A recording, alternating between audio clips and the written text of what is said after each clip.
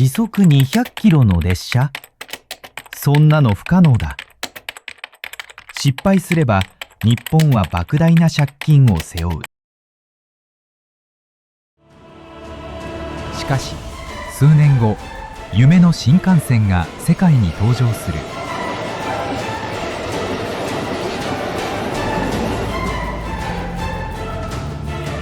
その裏には汗と涙、そして嘲笑もあった。最後までご覧ください。日本再生の象徴の物語が待っています。1945年、戦争に敗れた日本。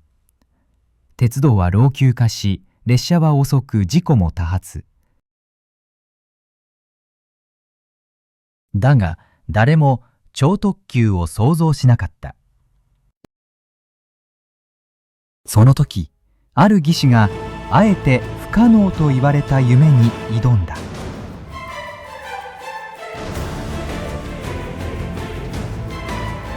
その技師は島秀夫、後に新幹線の父と呼ばれる男。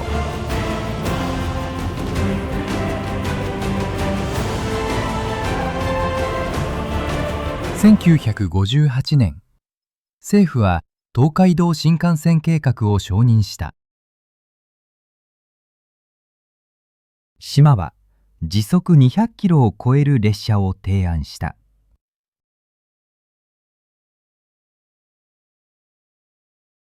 だが誰もが問いかけた。お金はどこにある？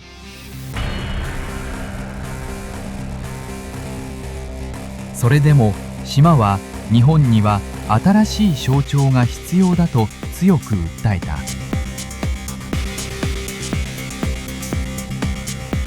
そこで日本は世界銀行に融資を申請した。1961年、8000万ドルの巨額融資が承認された。当時としては規模の大きい鉄道向け融資で、1961年の WB 貸付でも最大級だった。日本の未来はまさにこの資金にかかっていた。資金は得た。しかし技術も経験もゼロ。戦いはこれからだった。1959年4月20日、工事が始まった。時金はあったが、技術も経験もゼロからの出発。数百回の試作はすべて失敗。新聞は狂った夢と嘲笑した。技師たちは疲れ果て、倒れる者もいた。絶望の中で誰もが下を向いた。だが次の瞬間、世界を驚かせる実験が始まる。その前にぜひ、いいねとチャンネル登録を。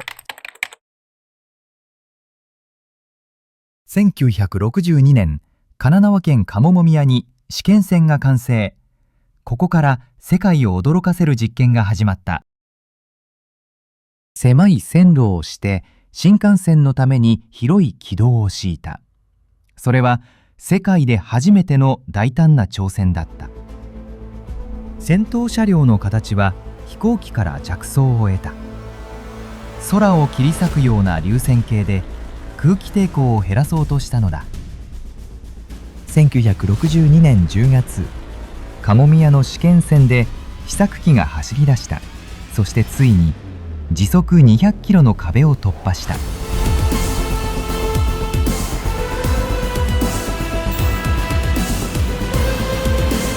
1963年3月、再び試験が行われた。速度計の針は誰も見たことのない数字、時速256キロを指した。世界新記録の瞬間だった。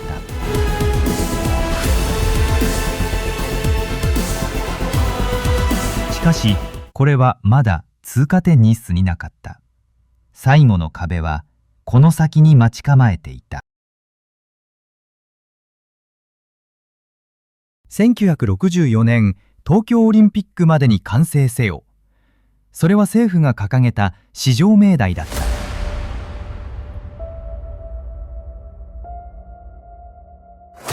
それは単なる建設期限ではなかった。国家の威信をかけた絶対遅れてはならない期限だった。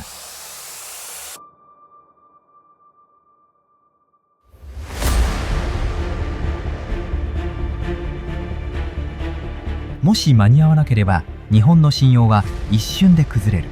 復興の象徴どころか笑い物になる危険すらあった。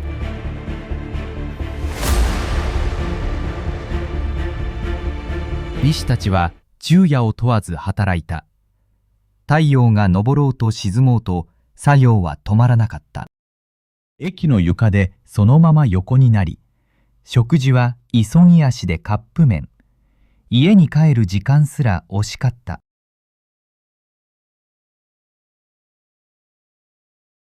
1964年7月25日、ついに全線試運転が始まった。東京から新大阪まで未来を背負った列車が走り出す。その後も東京と新大阪を往復し、耐久走行が繰り返された。故障は許されない緊張の連続だった。8月25日、日本テレビが公式試運転を全国生中継。日本中の目がテレビに釘付けになった。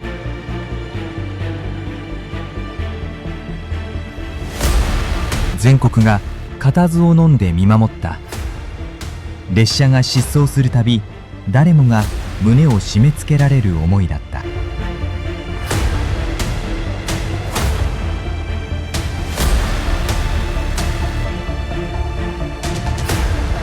だが開幕1ヶ月前、電気系統はなお不安定。小さな故障一つで全てが水泡に呈す危険があった。果たして間に合うのか。成功かそれとも崩壊か。誰もが答えを知らなかった。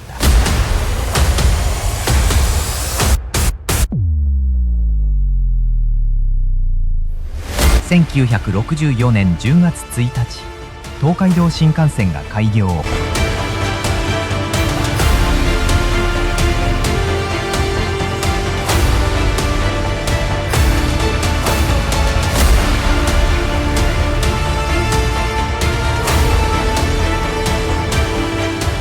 昔は6時間だったが、東京から新大阪までわずか4時間で結んだ。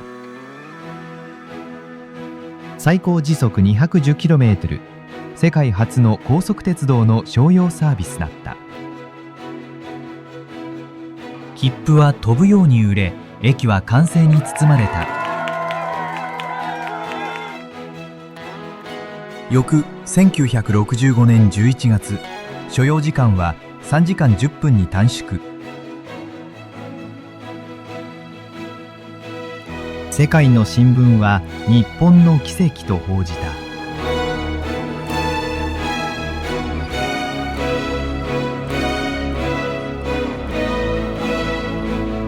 それは単なる列車ではなく、日本再生の象徴だった。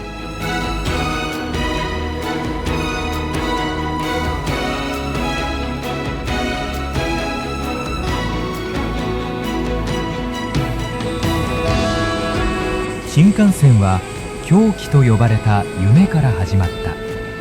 経験も技術もゼロの中、人々は倒れながら挑み続けた。そしてついに東京オリンピックに間に合わせ、世界初の高速鉄道の商用サービスが誕生した。新幹線は夢から現実へ、絶望から希望へ。そして今、狂気は誇りとなり、日本の未来を象徴する存在となった。